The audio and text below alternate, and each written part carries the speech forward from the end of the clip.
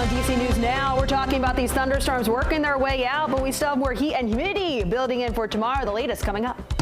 A building collapse in Virginia, causing quite a scare at a construction site. Plus, another delay on a ruling on the fate of Kilmar Abrego Garcia. The sky-high cost of living in Arlington. We're investing a lot of money, a lot of policy assets into trying to rebalance the housing market. The new report has the city as the 5th highest median rents in the country.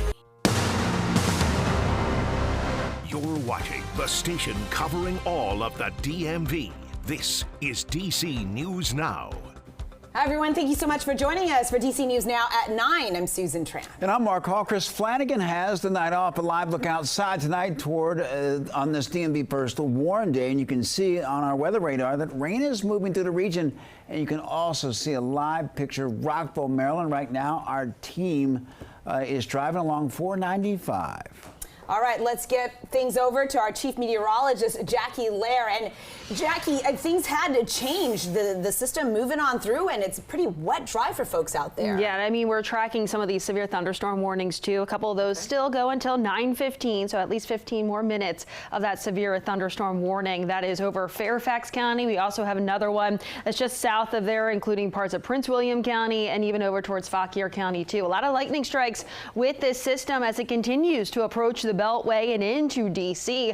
We're seeing at least a zoomed in part just to show you where that severe thunderstorm warning cell is. This one pushing through Centerville, that leading edge just to the east, so closing in on Burke as well. And then we have this other secondary severe thunderstorm warning cell, I would say, over towards, say, Midland, and that leading edge will continue to work its way eastward at about 15 miles per hour. So these are slow-moving thunderstorms. Also, D.C., you can see that lightning show in the distance back out towards the west. The winds are slowly starting to pick up, and eventually we will notice those cells pushing across right over the I-95 corridor, I would say within the next 15 to 30 minutes or less. Farther off towards the north in this area, over towards Leesburg, earlier this evening, we did have that one severe warning cell push through there. It looks like you're in the clear. So at least this leading edge extends from southernmost parts of Montgomery County back across Fairfax County, Prince William, over towards Fauquier County, and then at least the back edge of this system back over towards Culpeper. We do have a couple of flash flood warnings as well for parts of the area that already received the heaviest of those downpours a little bit earlier. So heads up in those areas where we do have that. But eventually this will side out. Flood watch still holds though until midnight. I'll latest details with Futurecast timing out these thunderstorms in just a few minutes. All right, Jackie, thank you. And remember, you can stay up to date with the forecast on our website, dcnewsnow.com. You're going to find current conditions, the radar, and live weather cameras of what the weather looks like in your area. A judge is not expected to make a ruling this week on what will happen to the Maryland father mistakenly deported to El Salvador. Yeah, we're talking about Kilmar Abrego Garcia was finally returned to the U.S. and is now in a Tennessee jail on human smuggling charges. Hearing was held today in Nashville. To review the matter, a federal judge could send him back to his family in Beltsville to wait his trial, or he could be released only to have ICE deport him once again without the opportunity to defend himself. The Trump administration says Abrego Garcia is a dangerous gang member who smuggled people into the country for years. His attorneys call the case preposterous. New tonight in Maryland, 3 accused MS-13 gang members have been charged with conspiracy in the murder of a homeless man in Prince George's County. The U.S. Attorney's Office saying the 3 suspects brutally beat and stabbed the man to death on the 4th of July in 2024 and left his body in a minivan that was parked in a used car lot in Hyattsville. One suspect saying that he was acting in self-defense. They're all facing conspiracy, murder charges, and if convicted, could face life in prison. In Montgomery County, officials say that a woman was killed in a crash with a U.S. postal truck. They said the woman was trapped underneath the truck. It happened just after 11 this morning near the Exxon gas station on Connecticut Avenue in Kensington. First responders say that they got her out from under the truck. They took her to the hospital where she later died. A former Maryland police officer sentenced to 6 years in prison for using excessive force. A jury found Philip Dupree guilty last June of using unreasonable force. The former Fairmont Heights officer had pulled over a car in the district back in 2019. He cuffed and put the driver in his police cruiser, then pepper sprayed him. Dupree will also have to serve 3 years supervised release. And new tonight, crews are responding to a building collapse in Merrifield, Virginia. And take a look. It happened on Cedar Lane near Amanda Place. We're told that a building is in the area was under construction. Officials say 3 people were hurt, taken to the hospital. No word on their condition this evening.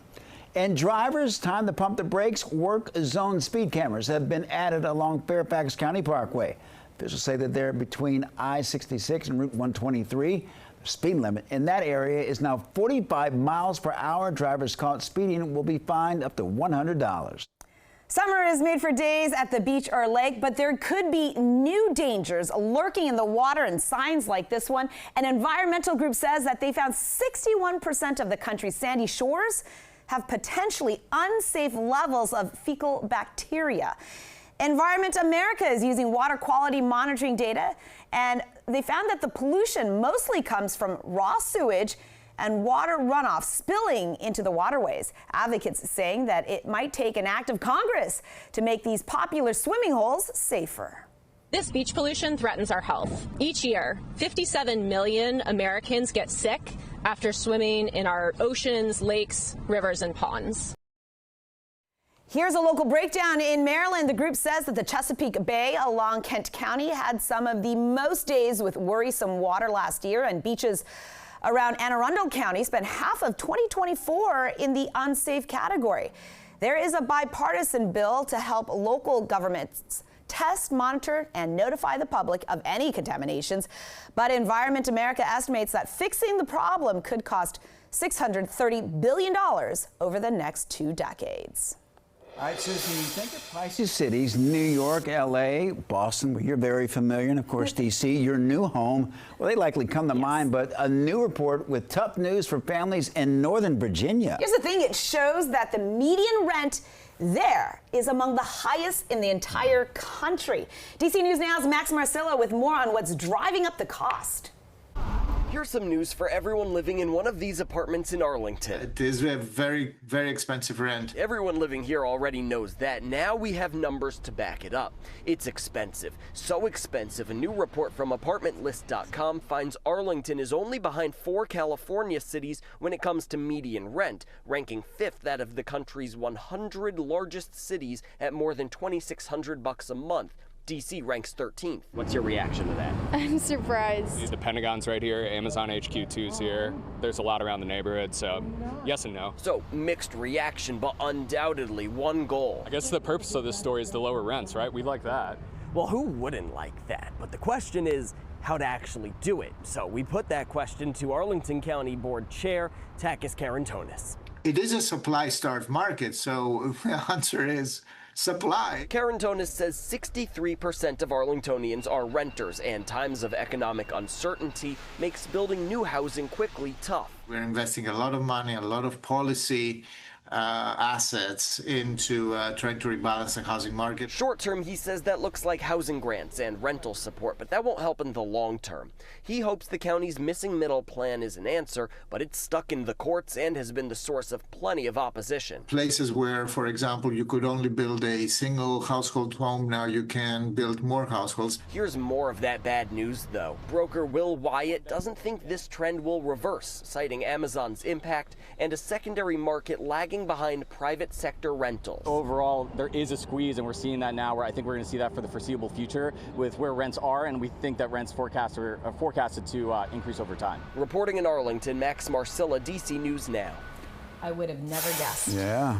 Our thanks to Max, and continuing coverage on this DMV Forest Warn Day. We're getting reports, Susan, of storm damage. We're going to head over to Leesburg, Virginia, where there's a tree that came crashing down, and that's where we find DC News Now's Ben Dennis. And Ben, you're in the weather car, it looks like. So what have you been seeing along the roads? Tree that had covered part of the road headed toward Waterford, just north of Leesburg. Yeah, that was an issue. Crews had not yet even put up a flare to signal that that was a problem, that people could clearly come across that in the dead of night. It is dark, but right now we're staring into the belly of the beast. We're headed east on the Dulles Toll Road right now. We have now made our way into the Tysons area, where if you thought there were leftover firecrackers from July 4th, they're currently illuminating the sky. It is rough. It is slow and crawling on the Dulles Toll Road. We actually just put it on our hazards because the wipers are at full stop batten down the hatches, anybody who is on the west side of the Beltway into Northern Virginia, Fairfax County. This storm is coming, creeping into your backyard right now. We do see, again, even when I pull up the official Virginia Department of Transportation cameras right now on VDOT's map, it is a light show right now for anybody in the Wolf Trap area headed into Tyson. You might even be able to hear some of the rain coming down on top of our windshield right now. But if you are on the road, certainly get to a safe location if you can. Take it easy, slow it down, throw on those hazards, make sure that other people know that you are on the road right now. And right now, certainly stay, or at least tune into, obviously, DC News Now if you can, on our live stream with Jackie right now, if you're able to stream online as well, because this is a rough one. And it seems like it's just sitting right over top of us. Some pretty harsh lightning strikes are coming down right over our heads, guys. Again, right in the Tyson's area on the Dulles Hall Road.